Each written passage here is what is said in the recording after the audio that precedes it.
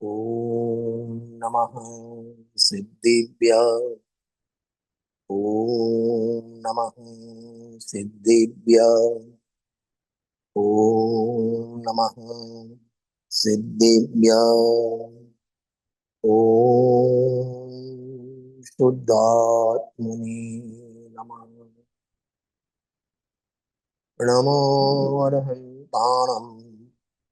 નમો સિદ્ધાણં. નમો આયર્યાણં. નમો ઉવજ્જયાણં. નમો લોહી સૌવસાહનમ. સંસાર સાગર તારવા જીનવાણી છે નૌકાવલી. જ્ઞાની સુકાની મળ્યા વિનાએ નાવ પણ તારે નહીં. અકાળમાં શુદ્ધાત્મ જ્ઞાની સુકાની બહુ બહુ દોહેલો. મુझ પુણ્ય રાશિ પડ્યો અહો. ગુરુ કહન તું નાવિક મળ્યો. અહો ઉપકાર જીનવરનો કુંદનો ધ્વનિ દિવ્યનો. જીન કુંદ ધ્વનિ આપ્યા અહો તે ગુરુ કહનનો. આજે આપણા તારણહાર, આપણા ધર્મ પિતા, યુગ પુરુષ, આધ્યાત્મિક યુગ શ્રેષ્ઠા, સ્વાનુભૂતિ સંત અને અધ્યાત્મની નવી દિશા આપનાર, ઘેર ઘેર સમયસાર પહોંચાડનાર, સમયસારને કંઠનો હાર બનાવનાર. અરે ખાલી ઘર ઘર સમયસાર નહીં, યાત્રા હોય, પૂજા હોય, વિધાન હોય, એમાં પણ અધ્યાત્મને ઓતપ્રોત કરનાર એવા આપણા તારણહાર પરમ કૃપાળુ ગુરુદેવશ્રીનો આજે 136મો મહામંગલકારી જન્મ મહોત્સવ છે. એટલે 135 વર્ષ એમને પૂરા થયા અને 136મો વર્ષ શરૂ થયો. 135 વર્ષના 3 ભાગ પાડવામાં આવે છે. એક તો 45 વર્ષ સુધી સાનંદવય સંપ્રદાયમાં એ રહ્યા. ત્યારબાદ 45 વર્ષ સુધી દિગંબર સંપ્રદાય અંગીકાર કરી અને એમાં ધર્મ પ્રભાવના કરી. અને એમના મહાપ્રયાણ બાદ, એમના વિયોગ બાદના આ 45 વર્ષ, 45, 45, 45 3 ભાગમાં 135 વર્ષને વહેંચવામાં આવે છે. પૂજ્ય ગુરુદેવશ્રી ના ઉપકાર વિશે તો શું વાત કરીએ આપણે. એમની મૂળ ગામ તો એમનું ગઢડા, નનિયાલમાં એ પોતે અહીં આવેલા. 17 થી 22 વર્ષ, 5 વર્ષ દુકાન સંભાળી. 22.5 વર્ષ સુધી શ્વેતાંબર દીક્ષા એટલે સ્થાનક પછી દીક્ષા લીધી. અને ત્યારબાદ 45 વર્ષ સુધીનો એમનો દિગંબર સંપ્રદાયમાં શંખનાદ થયો. એમના જીવનમાં અનેક ઘટનાઓ ઘટી. એ બધી ઘટનાઓને પણ એમે અધ્યાત્મનું રૂપ આપ્યું. અને એમના જીવનમાં જે ઘટનાઓ ઘટી એ બધી જ એમને પ્રવચનમાં દૃષ્ટાંત રૂપે, ઉદાહરણ રૂપે, પછી ભાલે ભાવસા સુંદર રૂપા હોય, એમના કુંવરજીભાઈ પાર્ટનર હોય, મૂળજી મામા માસ્તર હોય, કવિ દયાલાલ દલપતરામ હોય, કે પછી ગરમીમાં નાનો છોકરો જે શેરડા પતલા જાડા કરે એ હોય.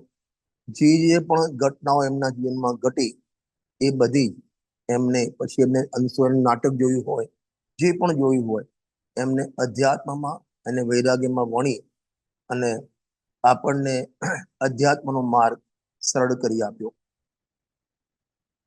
બેનશ્રીબેનના વચનામૃતમાં અનેક બોલમાં એમના ગુણગાન ગાયા છે. અને ગુણગાન કોઈ અતિશયોક્તિપૂર્વક ગાયા નથી. ખરેખર તો જેટલા ગુણો છે એટલા પણ કહી શકતા નથી, તો અતિશયોક્તિની વાત તો ઘણી દૂરની વાત છે. વચનામૃતનો બોલ છે, બોલ નંબર 364, 364. એની થોડી ચર્ચા કરીશું. અને સમય રહેશે તો ગુરુદેવશ્રીના વચનામૃતનો કોઈ એકાદ બોલ એની આપણે ચર્ચા કરીશું. વચનામૃત, બેનશ્રીના વચનામૃતમાં પેજ નંબર 129 છે અને બોલ નંબર છે 364.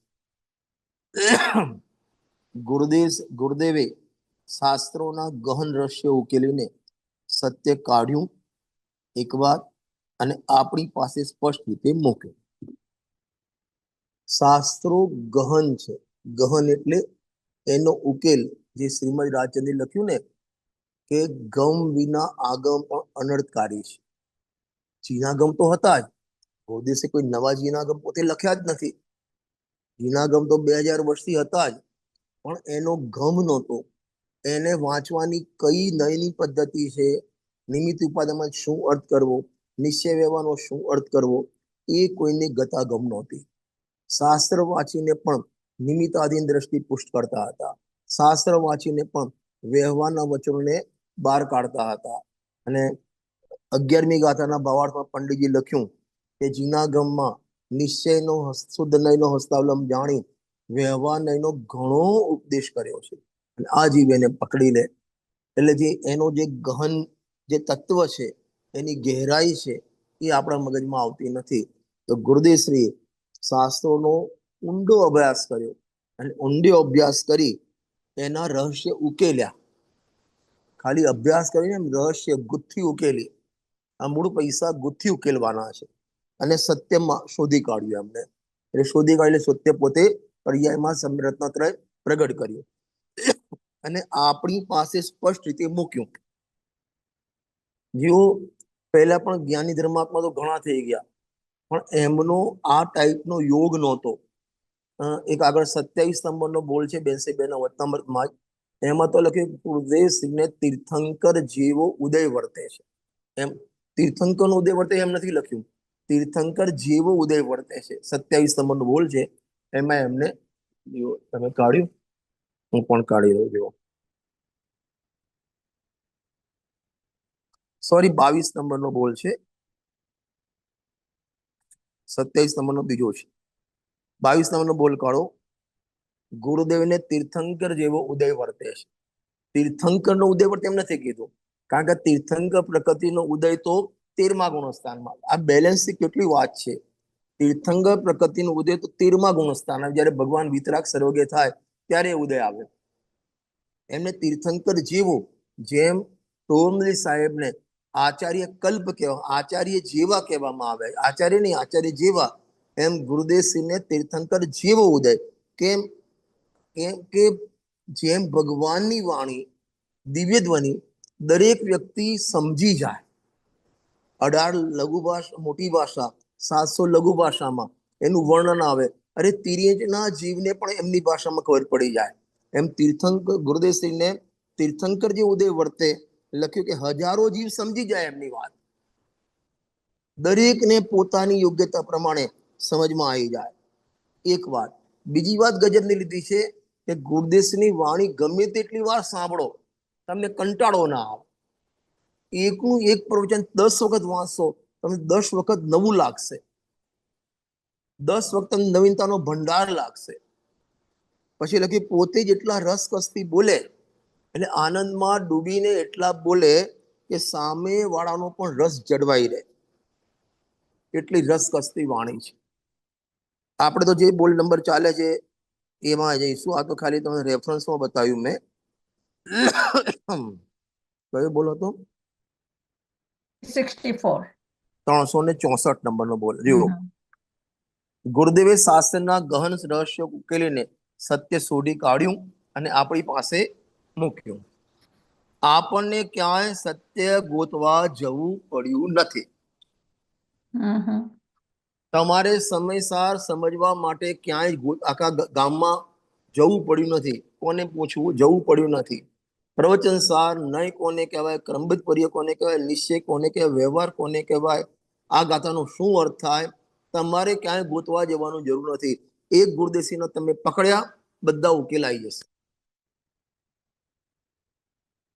અત્યારે તમારે અમારે તો અહીં ચાલે પેલું ગૂગલ મેપ આવે છે, ગૂગલ મેપ. કોઈ પણ જગ્યાએ જવું હોય તો ગૂગલ મેપમાં તમે ડેસ્ટિનેશન નાખી દો, બરાબર, તો એ ગૂગલ મેપ બતાવે તમને રસ્તો ક્યાંથી જવો છે, રસ્તામાં કેટલો ટ્રાફિક છે, તમે કેટલા ટાઈમે પહોંચશો, આ બધું જ ગૂગલ ભાઈ બતાવી દે. તો તમારે ગામમાં ઉભા 10 જગ્યાએ પૂછવું ના પડે ભાઈ અહીંથી કયું મકાન આવ્યું, ક્યાં આવ્યું, ફલાણ. અને તમારે અમેરિકામાં કોઈ પૂછવાવાળા મળે જ નહીં. સાચી વાત. અમારે તો અહીં રોડ ઉપર ભીડ હોય, તમારે તો કોઈ હોય જ નહીં, પૂછે પણ ક્યાં. એટલે એક ગૂગલ મેપ મૂકી દીધો, તમે તમારા ડેસ્ટિનેશન પહોંચી જાઓ. એમ આ મોક્ષ માર્ગમાં પંચમ કાળમાં મેપ, ગુરુદેવના મેપમાં તમે આવી જાઓ, તમને મોક્ષ સુધી પહોંચાડે. તમારે ગોતવા નહીં જવું પડે કે આનો અર્થ શું થાય, બીજા કોઈને પૂછવું નહીં પડે. એક પણ જીનાગમ ગુરુદેવ શ્રીએ છોડ્યું નથી સ્પષ્ટીકરણમાં, અને એક પણ ન્યાય, એક પણ ગહન વિષય ગુરુદેશે સરળ કર્યા વગર રહ્યા નથી. તમારે ક્યાંય ગોતવા જવું પડે નહીં. તમારે જેમ જેમ પેલા દેવોમાં કલ્પવૃક્ષમાંથી બધું મળી, એમને કશું ત્યાં શોધવા ના જવું પડે. દેવોને બધી જ વ્યવસ્થા ભોગભૂમિમાં બધી જ કલ્પવૃક્ષ વ્યવસ્થા હોય, ત્યાં કઈ મહેનત કરવી ના પડે, દેવોને મહેનત કરવી ના પડે દેવપુની સામગ્રીમાં. એમ આપણને એવો ઉદય વર્તે છે, તમારે મોક્ષ માર્ગમાં કોઈ પણ ક્વેશ્ચન હોય તો બીજા કોઈને પૂછવા જવું ના પડે, ગોતવા જવું. આનો જવાબ કોને પૂછવું, તમારે જવું નહીં પડે, કોઈ દેશે પૂછવું. બરાબર. આપણે ક્યાંય સત્ય ગોતવા જવું પડ્યું નથી. ગુરુદેવનો પ્રતાપ કોઈ અદ્ભુત છે. હવે ગજબ લખ્યું છે, કેટલી બેનની અર્પણતા, કેટલો વિનય, કેટલું ગુરુદેવ પ્રત્યે બહુમાન. આત્મા શબ્દ બોલતા શીખ્યા હોય તો પણ તે ગુરુદેવના પ્રતાપે. અને એ જ ગુરુદેવ શ્રી કહે છે કે ગુરુ શિષ્યને સમજાવી શકે નહીં. એ શિષ્ય પોતાની યોગ્યતાથી શીખે, પણ યોગ્યતાથી શીખ્યો આત્મા બોલતા, તો ભાઈ કોના પ્રતાપે આ યોગ્યતાનું જ્ઞાન આવ્યું? એ ગુરુદેવના પ્રતાપે. એ ગુરુ શિષ્યને સમજાવી ના શકે, એ પણ ગુરુદેવ શીખવાડે. કેટલું દાસત, ગુરુ પ્રત્યે કેટલી અર્પણતા, બહુમાન, વિનય, કેટલું દાસત્વ જોઈએ આ બેનથી શીખવા મળે આપણે. આત્મા બોલતા અત્યારે તો કંઈક હોય તો આમ મને પોતાનો આજ નવો વિચાર આવે, નવો વિચાર, એ નવો વિચાર જીનાગમમાં ના મળે ને તો જૂઠો હોય. મને આવી નવી વાત આવી, મેં નવું શોધ્યું છે, જીનાગમમાં નથી મળતું, તારું જૂઠું છે.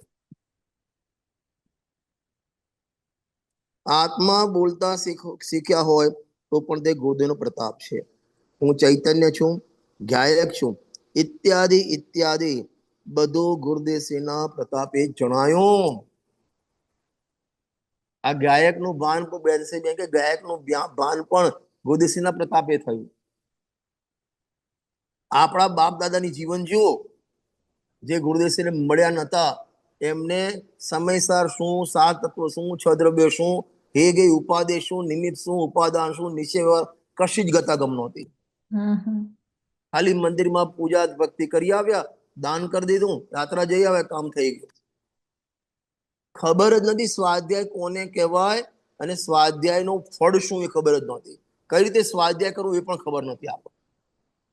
યુગલજી સાહેબ કહે છે ને, ગુરુદેવસિંહના પહેલા સ્વાધ્યાય તો થતા હતા, પણ સ્વાધ્યાયમાં આત્મા નહોતો.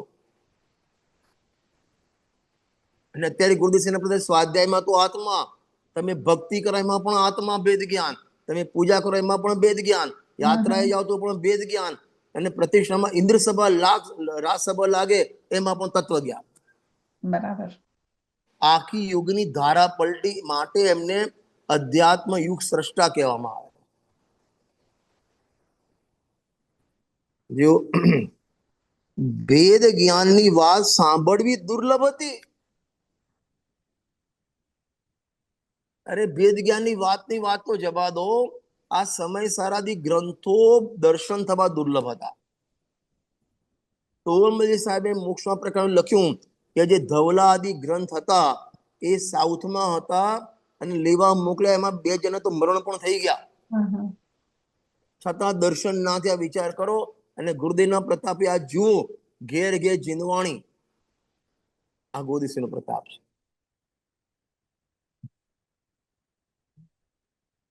અને ગુરુદેવ શ્રી હંમેશા પ્રવચનમાં ઘણી વખત કીધેલું છે, મફત પાણીના ભાવમાં જીનવાણી ઘેર ઘેર જવી જોઈએ. પ્રભાવ ના કરો, પ્રભાવ ના કરો. વિચાર કરો, સમયસાર પુસ્તક તમે જાત છપાવો ને 1000 પુસ્તક, ઓછામાં ઓછું 500 રૂપિયાનું પુસ્તક પડે, 600 રૂપિયાનું પુસ્તક પડે. અને આજે ગુરુદેવસિંહના પ્રતાપે 50-50 રૂપિયામાં સમયસાર મળે. અને ખ્યાલ આવે છે? હાજી. વેદ જ્ઞાનની વાત સાંભળો, દુર્લભ હતી. હમ. પૂછો આપણા પૂર્વજોને કે વેદ જ્ઞાન કોને કહેવાય, તો શું હશે વેદ જ્ઞાન? ખાલી સામાયિક પાઠ બોલ્યા, પ્રતિમા પાઠ બોલ્યા, કામ થઈ ગયું. આપણે જુઓ ને, પહેલા આપણા ગામોમાં જે 10 લક્ષમ પર્યુષમ પર્વ હોય તો કેવા પર્વ થતા હતા, અત્યારે ગુરુદેવસિંહના પ્રતાપે કેવા પર્વ થાય છે. કેટલો ફરક પડી ગયો છે. જો વેદ જ્ઞાનની વાત સાંભળવી દુર્લભ હતી, મળે નહીં. કોઈ વિરલા તત્વની વાત કરતા હોય, સાંભળવા મળે નહીં. અને પહેલા સભા લાગતી ને તો સમયસાર પ્રવચનસાર અધ્યાત્મના ગ્રંથો હતા જ નહીં. બહુ તો પ્રથમાન યુગની કથાઓ વંચાય અથવા તો કર્ણાની વંચાય. અધ્યાત્મ પ્રથમાન દ્રવ્યાન યુગ ગ્રંથો હતા જ નહીં. આ ગુરુદેવસિંહનો પ્રતાપ છે. વેદ જ્ઞાનની વાત સાંભળવી દુર્લભ હતી, તેને બદલે તેઓ શ્રીની સાતિશય વાણી દ્વારા તે વાતના હંમેશા, વાહ, શું લખ્યું છે? ધોધ વર્ષે. છે. ગામે ગામ સ્વાધ્યાય મંદિર, ગામે ગામ શિબિરો લાગે, ગામે ગામ પાઠશાળાઓ લાગે. આને કહેવાય ધોધ વર્ષે. જાઓ તમે સોનગઢમાં, આજ પણ 2 ટાઈમ 1-1 કલાક સુધી પ્રવચન, 3 ટાઈમ ચાલે. ધોધ વર્ષે. અને દર્શન દશક પાઠ છે એક, એમાં એક બહુ સરસ વાત લખી છે, હે નાથ તેરો ધર્મ જહાં ચલે, કાલ ચોથો તહાં ચલે.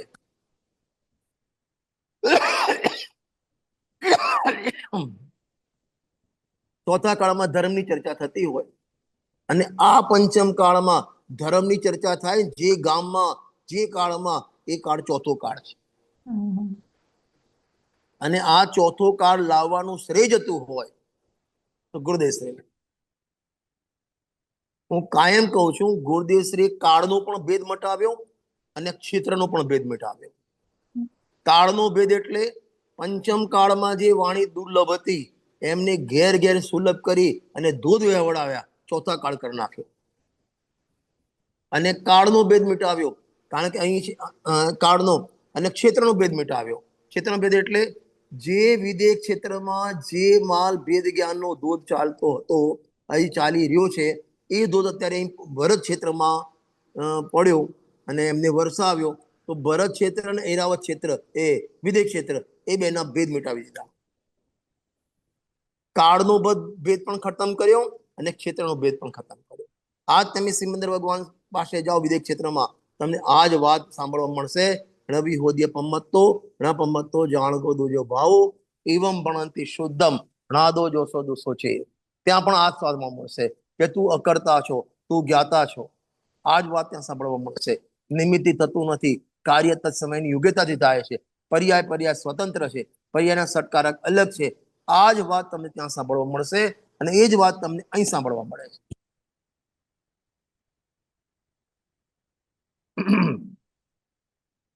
ભેદ જ્ઞાનની વાત સાંભળવી દુર્લભ હતી, તેને બદલે તેઓ શ્રીની સાતિશય વાણી દ્વારા તે વાતના હંમેશા ધોધ વરસે. ધોધ એટલે ખબર પડે છે? હાજી, નિરંતર ચાલ્યા કરે. અમારે અહીં દિવસના 2-3 ઇંચ વરસાદ પડે તો કે આજ વરસાદ ઘણો આવ્યો, અને 1-2-3 કલાકમાં 8-10 ઇંચ વરસે ને કે ધોધમાર વરસાદ આવે. જોરથી ધોધમાર વરસાદ, પુષ્કળ મબલક માત્રામાં, પુષ્કળ માત્રામાં. એમ ગુરુદેવસિંહના પ્રતાપે ધોધ અધ્યાત્મના ધોધ વહે છે. हिंदी में मूसलाधार बोलते हैं, वही बात है? हाँ, बस वही मूसलाधार, मूसलाधार. ओके. ગુરુદેવ જાણે કે હાથ ઝીલીને શીખવી રહ્યા છે. વાહ, આ હાથ ઝીલીને શીખવી રહ્યા છે એટલે શું કહેવાય આને? એટલે શું? એટલે હૃદયથી હાથ ઝીલીને શીખવી રહ્યા છે. તમને ખબર છે આટલા તમારે અમારા હિંમત એટલે અમારે ગામડાઓમાં જે મમ્મી હોય ને એ એના 3 વર્ષના છોકરાને ખોળામાં બેસાડે, પછી હાથમાં એક સ્લેટ લે, એ સ્લેટ એ પકડે ને એના મમ્મી છોકરા હાથે પકડાવે, પછી એનો હાથમાં પેન ભરાવે અને એના ઉપર પોતાનો હાથ રાખે, પછી બોલે કે 1 A B C standing line, sleeping line. એને કહેવાય મમ્મી એને હાથ ઝીલીને શીખવાડ્યો.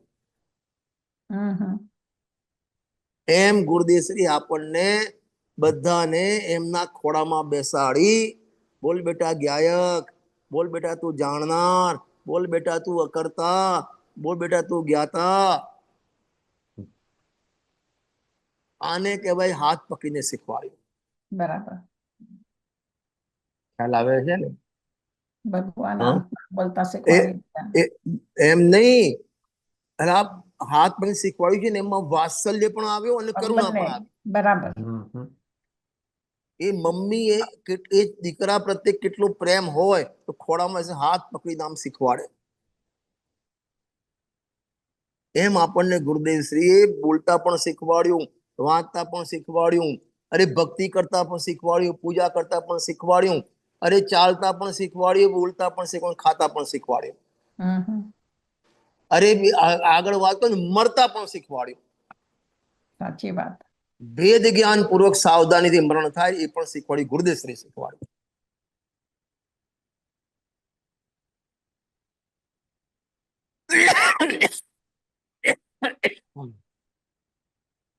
ગજબ છે ને?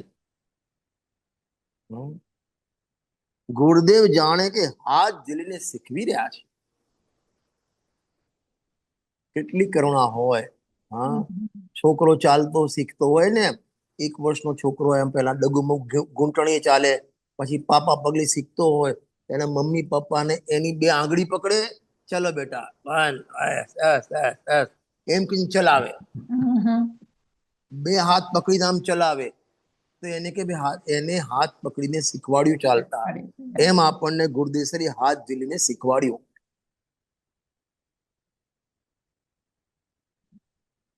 એ પિતાને, એ માતાને છોકરા પ્રત્યે કેટલો પ્રેમ હોય ત્યારે હાથ પકડીને શીખવાડે. એમ ગુરુદેવશ્રીને તમે ક્યાં અમેરિકા, ક્યાં હિંમતનગર, ક્યાં સોનગઢ, ક્યાં રાજસ્થાન, ક્યાં કલકત્તા, એ બધાને એક સૂત્રમાં પરોવીને ભગવાન આત્મા બોલતા શીખવાડ્યો આ ગુરુદેવશ્રી. છે.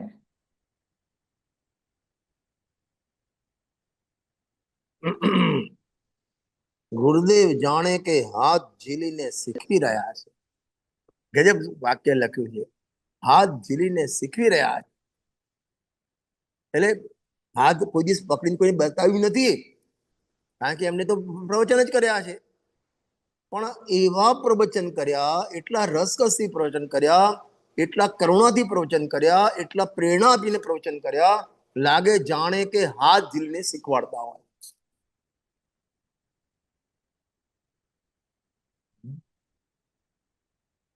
પોતે પુરુષાર્થ કરી શીખી લેવા જેવું છે. આ બધું તને બતાવ્યું, તારું આટલું પુણ્ય ઉદય ફાટી ગયું છે, તેને આવું નિકૃષ્ટ કાળ, એમાં ઉત્કૃષ્ટ ભેટ ગુરુદેવશ્રી મળ્યા. ખાલી મળ્યા નહીં, તને સત્ય બહાર કાઢીને શું કહેવાય માખણ કાઢીને આપ્યું. અરે આપ્યું નહીં, તને પાછું બોલતા શીખવાડ્યું. ખાલી બોલતા શીખવાડ્યું નહીં, દરેક વસ્તુનું સ્પષ્ટીકરણ કર્યું.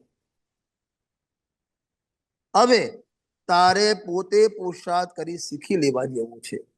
હવે પ્રમાદમાં કાળ ગુમાવવા જેવો નથી. અને ત્યાં લખ્યું, ય વિધિ ગયે ન મિલે સુમણી જો ઉદધિ સમાની. છડાલાજીમાં લખ્યું છે, ય વિધિ ગયે, હવે જો આ અવસર તું ચૂકી ગયો, ય વિધિ ગયે ન મિલે, ફરીથી આ નહીં મળે. સુમણી જો ઉદધિ એટલે દરિયો, જેમ દરિયામાં તમારી રીંગનું એક એક હાથની રિંગ વીંટી અને એનો એક ડાયમંડ, અને એ તમે આમ પાણીમાં નાવમાં બેઠા હોય અને આમ કરવા ગયા અને એમાંથી એક નાનો હીરાનો દાણો પડી ગયો દરિયામાં. હવે ક્યારે મળે? કોને ખબર કે ઘણા દરિયામાં એને એવડો મોટો દરિયો ક્યાં તમારા કલ્પના છે મળે એવી? એ તો કદાચિત મળી જાય. જીના ગામમાં લખ્યું છે એ તો કદાચિત મળી જાય.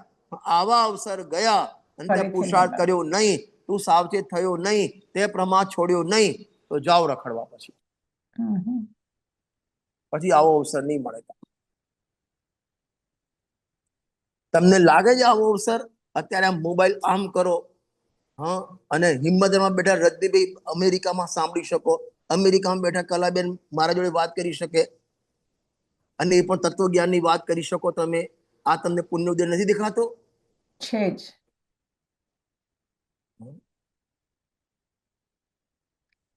પોતે પુરુષાર્થ કરી શીખી લેવા જેવું છે, વેદ જ્ઞાન કરી લેવા જેવું છે. ગામ શું કરે છે, સમાજ શું કરે છે, આગ લગાવી દો. પોતે પોતાનું કામ કરી લેવા જેવું છે. આ કોઈ સમાજ ધનબાજ સમાજ કશું કાજ ન હાવે, જ્ઞાન આપકો રૂપ રહે ભી અચલ રહા. કોઈ કશું કામ નહીં લાગે અને બધું અહીં પડી રહેશે. હમણાં જ અમારે 5-6 દિવસ પહેલા કાશ્મીરમાં પુલવામા, કાશ્મીરમાં છે પહેલગામ, અને પહેલગામમાં જે પુલવામા છે 28 જણને ગોળી મારી દીધી. પૂછો કોણ છો? મુસલમાન, હિન્દુ કે હિન્દુ? હાટ. પેલો પછી એને બીકી તમે મુસલમાન કે એને નાગા કર્યા, એટલે એમને પેલી ખસી એ બધું જોયું કે નથી, મારી ગાળે. શું દશા થાય? કૂતરાના મોતે મરે. અને આપણને આવું જૈન કુળ મળ્યું, આર્ય કુળ મળ્યું, દિગંબર સંપ્રદાય મળ્યો, અને સૌથી વિશેષ ગુરુદેવશ્રી મળ્યા. હવે કે છે તારે પુરુષાર્થ કરી કામ કરી લેવા જેવું છે. હવે કંઈ પણ ખામી હોય તો આપણામાં છે. પુણ્યના ઉદયની ખામી નથી, નિમિત્તની ખામી નથી, ઉપાદાનની ભૂલ છે, ઉપાદાનમાં પ્રમાદ છે. બરાબર. તો મજી સાહેબ મોક્ષમાં લખ્યું સબ અવસર આ ચુકા હૈ. જેને વેદ જ્ઞાન કરવું હોય, સંમિલન પ્રાપ્ત કરવું હોય, બધા જ શું કહેવાય અવસર આવી ચૂક્યા છે. ગુરુદેવ જાણે કે હાથ જે લઈને શીખવી રહ્યા છે, પોતે પુરુષાર્થ કરી શીખી લેવા જેવું છે. અને અંતિમ ગજબ લખ્યું છે, અવસર ચૂકવા યોગ્ય નથી. અવસર ચૂકવા યોગ્ય નથી. આને અવસર કહેવાય. સંસારથી પાર થવાનો મોકો મળ્યો એ અવસર કહેવાય. વેદ જ્ઞાનનો અવસર મળ્યો એ અવસર કહેવાય.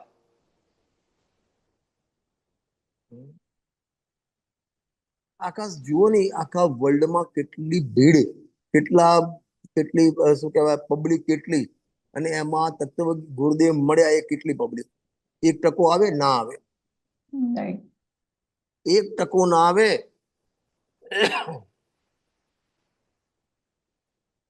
કારણ કે 1 કરોડમાં, કારણ કે આખા વર્લ્ડની વસ્તી 700 કરોડ છે લગભગ, અને 700 કરોડ 1% 7 કરોડ થાય. અને ગુરુદેવ મળ્યા ને 7 કરોડ નહીં, 70 લાખ નહીં, 7 લાખ પણ નથી. 0.001% પણ ના આવે એવો અવસર આપણને પ્રાપ્ત થઈ ચુક્યો છે. પંચમ કાળમાં આનાથી વધારે પુણ્ય કોઈનું ના હોય.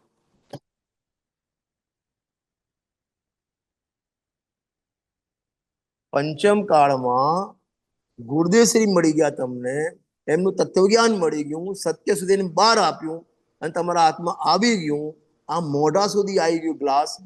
આનાથી વધારે પુણ્ય ઉદય પંચમ કાળમાં તો ના જ હોય. અને એ ઉદય આપણને મળ્યો છે. કઈ બેસે મેં કહે આ અવસર ચૂકવા યોગ્ય નથી. એટલે પ્રમાદ કરીને વિષય કસાયમાં જીવન વ્યતીત કરવા જેવું નથી. જેટલો બને મેં ગઈકાલે અમારા હિંમતનગરમાં અમે ગઈકાલે જન્મ જયંતિ મનાવી હતી અને એ વખતે મેં કીધું હતું ગુરુદેવ શ્રીનો જન્મ દિવસ એટલે સંકલ્પ દિવસ છે. આપણે જેટલો તમે સ્વાધ્યાય કરતા હો એના કરતી અડધા કલાકનો વિશેષ સ્વાધ્યાય નિયમ લેવો. એ સંકલ્પનો દિવસ એ ગુરુદેવનો જન્મ કયાનો દિવસ કહેવાય. આપણે સાવચેત કરવાનો. બીજી ભાષામાં કહું ને, ચાર્જિંગ મોબાઈલ ચાર્જિંગ નો દિવસ છે આજે. સાચી વાત. જેમ મોબાઈલ તમારે ભલે 1.5-2 લાખ રૂપિયાનો એપલ નો મોબાઈલ હોય પણ ચાર્જ ના કરો ને મોબાઈલ કોઈ કામનો નથી. એમ આજનો દિવસ ચાર્જિંગ ડે છે. ચાર્જિંગ ડે, સંકલ્પ ડે છે. અને અમારા ગુરુદેવના પ્રવચનમાં આવે છે, અમારે ત્યાં લખે પણ છે, લોકો ઘરની બહાર દુકાનીમાં લાભ સવાયા એમ લખ્યા છે. શુભ લાભ સવાયા. સવાય એટલે આ વર્ષ, એટલે ત્યાં તો એમ કેવું છે ભાઈ આ જે અમને ગઈ સાલ જે અમારું સર્વૈયો હતું નફો, આગલા વર્ષમાં સવાયો નફો થાય.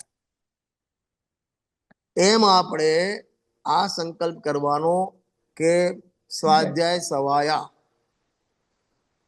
ત્યાં લખ્યું લાભ સવાયા.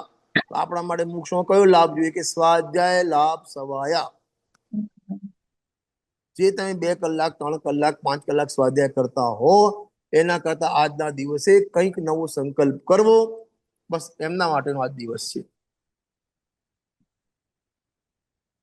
આ અવસર ચૂકવા યોગ્ય નથી. અને એક વિધાન છે, શાંતિ વિધાન, પવૈયાજી લખેલું છે. એમાં બહુ લખ્યું છે, યદિ અવસર ચૂકા તો ભવ ભવ પછતાएगा, फिर काल अनंत अरे दुख का गन छाएगा, नर भव फिर कठिन महा किस गति में जाएगा, અને नर भव मिला तो भी जिन श्रुत ना पाएगा. યદિ અવસર ચૂકવા યોગ્ય નથી અને કદાચિત તું ચૂકી ગયો વેપારમાં ને વિષયમાં ને કશાયમાં ને ખાનપાન ને મોબાઈલમાં ને યુટ્યુબ પર ને ફલાણા ઢીકણામાં ઇન્સ્ટાગ્રામ ને ફેસબુકમાં અવસર ચૂકી ગયો, ભવ ભવ ભવ ભવ પસ્તાવવું પડશે.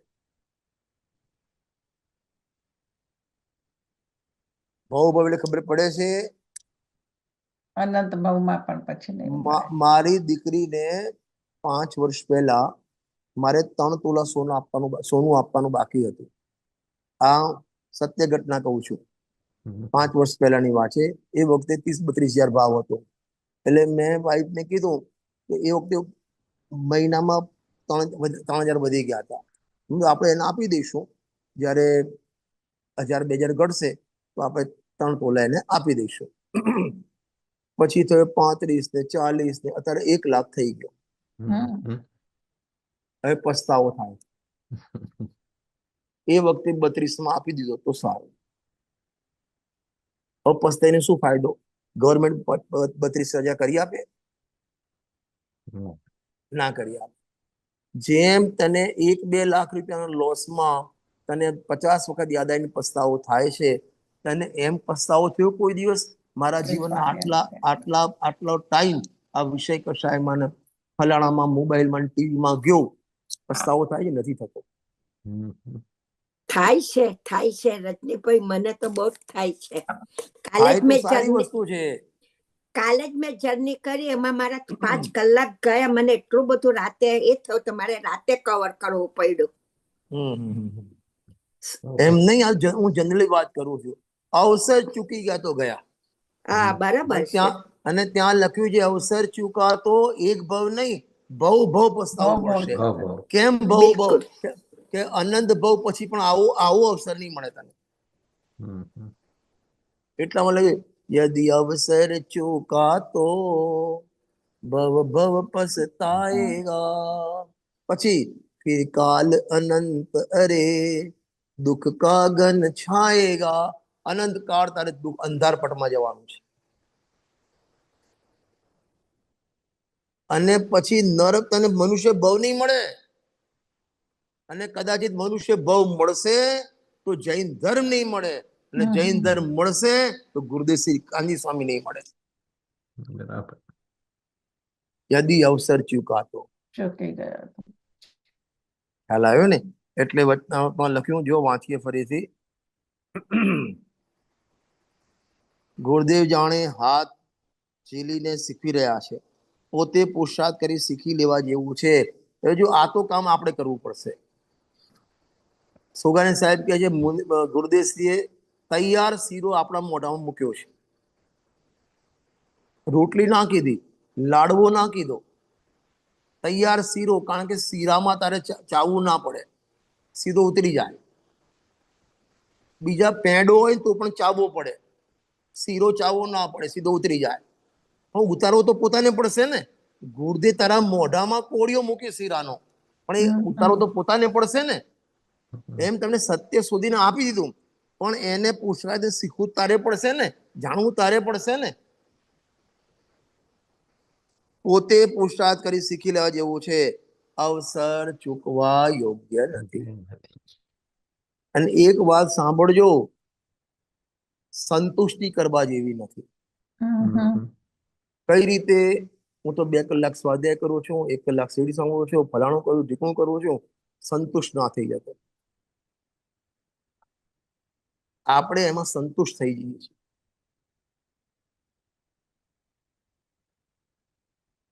એટલા માટે બેસી તમે લખ્યું, મુમુક્ષુ કાર્યની ગણતરી ના કરે. અમે 2 ટાઈમ સીડી કેળ સાંભળીએ છીએ, અમે આ કરીએ છીએ, 5 કલાક સ્વાધ્યાય કરીએ છીએ, કોઈના માટે કરે તું? ગણતરી નહીં કરવાની. અને ગણતરી કરશો તો સંતુષ્ટ થઈ જશો. સંતોષ પામવા જેવું નથી. આ તો જે તમારી શરૂઆત છે, શરૂઆતની આમ કહેવાય ને પાષાણમાં પહેલી કોણી છે. હજી માર્ગ ઘણો કાપવાનો બાકી છે, અને એમાં પુરુષાર્થની જરૂર પડે. આજ વચનામૃતમાં લખ્યું, જેમ જગતમાં ડગલે ને પગલે પૈસાની જરૂર પડે, તેમ મોક્ષ માર્ગમાં પર્યાયે પુરુષાર્થની જરૂર છે. લખ્યું ને, પોતે પુરુષાર્થ કરી શીખી લેવા જેવું છે, અવસર ચૂકવા યોગ્ય નથી. તો આવા આપણે 136માં જન્મ જયંતિ મહોત્સવે આપણે ગુરુદેવશ્રીનો ઉપકાર તો માનીએ જ, એમના ચરણોમાં વારંવાર નમસ્કાર પણ કરીએ, પણ એમને જે તત્વજ્ઞાન આપ્યું છે એમાં આપણે વિશેષ પુરુષાર્થ કરી તેમની સાથે નહીં તો એમના પાછળ કદમ મિલાવીને આપણે ચાલીએ અને આપણું જીવન સફળ કરીએ, તો ગુરુદેવશ્રીનો ઉપકાર આપણા ઉપર આવ્યો એમ કહેવામાં આવે છે. એક વાત કહીને, અંતિમ વાત કહીને બંધ કરીશ કે મેં ગઈકાલે અહીં પણ કીધું હતું કે જેમ આપણે પહેલા નિગોદમાં હતા, આપણું નેટિવ ક્યાં હતું? નિગોદ. કાલ અનંત નિગોદમાં જાય, બરાબર. હવે આપણે બહાર ક્યારે આવ્યા? આપણે નિગોદમાંથી બહાર ક્યારે આવ્યા? કે 608 જીવ મોક્ષમાં જાય, 6 મહિના 8 સમય, તો એટલે 608 જીવ બહાર નીકળે ત્યાંથી. તો આપણે જયારે ત્યાં હતા, બહાર ક્યારે નીકળ્યા? કે આપણા પહેલાનો કોઈ એક ભાઈ મોક્ષ માર્ગ સાધી મુનિધર્મ કરી મોક્ષમાં ગયો, તો એ જગ્યાએ ખાલી પડી, તો આપણે અહીંયા આવ્યા. જો એ ના ગયો તો આપણે ત્યાં પડ્યા રહ્યા હોત. તો આપણું કર્તવ્ય શું છે? હવે જેમ પેલા વ્યક્તિએ મોક્ષમાં જઈ સીટ ખાલી કરી, આપણને બહાર કાઢ્યા, તો આપણે પણ મોક્ષમાં જઈને બીજા એક ભાઈને બહાર કાઢ્યા. એ આપણું કર્તવ્ય છે. એ ઉપકારનો ઉપકાર કહેવાય, બરાબર. એમ આ તો દ્રષ્ટાંત છે. એમ આપણને ગુરુદેવશ્રી મળ્યા, આપણા બાપ દાદાના તરફથી મળ્યા, અથવા તો રુચિથી મળ્યા. આપણી ફરજ એ છે કે જેમ આપણને આપણા પિતાએ ગુરુદેવશ્રીનો પરિચય કરાયો, આપણે આપણા પરિવારમાં આપણા છોકરાઓને, આપણી છોકરીઓને, આપણા સંતાનોને એમને પણ ગુરુદેવશ્રીનો પરિચય કરાવીએ, એમને પણ આ માર્ગમાં લગાવીએ, તો ઉપકારીનો ઉપકાર કહેવાય. બરાબર. તો આ પ્રસંગે આપણે સૌ ગુરુદેવસિંહના ચરણોમાં વારંવાર નમસ્કાર કરીએ છીએ. બહુ સરસ. એક વાત સારી કરી, રેઝોલ્યુશન જે તમે કીધું ને, હા. resolution, અમેરિકામાં રેઝોલ્યુશન કહે, એ શરીર હા. તરફથી સંકલ્પ. સંકલ્પની જે વાત કરી ને કે આપણે શું તો? સંકલ્પ છે, રેઝોલ્યુશન Resolution. એટલે હા, હા, 31 ડિસેમ્બર આવે ને તે એ બધા શરીર સંબંધી કરે કે 10 શું સંકલ્પ કરે. અધ્યાત્મમાં એ વાત બદલાઈ જાય છે કે કઈ કેવી રીતે, એટલે ઘણો એનો બધો ફરક છે. સંકલ્પ લેવો જ જોઈએ. એટલે આપણે સંકલ્પ આપણા મનમાં કરવાનો છે, હમ. આપણા મનમાં માટે કરો, કરવાનો મનમાં. અને આપણા માટે કરવાનો છે. નહીં તો આળસ આવતા વાર નથી લાગતી. હા. ભાઈ ગુરુદેવસિંહ નું કયું હતું વચનામૃત? મેં કાઢ્યું હતું 22 કે 23 નંબરનો બોલ હતો. એક મિનિટ હશે લગભગ. કાઢીને બતાવું. હમ. 13 નંબરનો બોલ કાઢ્યો તો મેં. અચ્છા, 13. Thank you. હા ભાઈ. 13. હાજી. ઓકે બહુ સરસ છે. બહુ સરસ છે. ધન્યવાદ. હમ.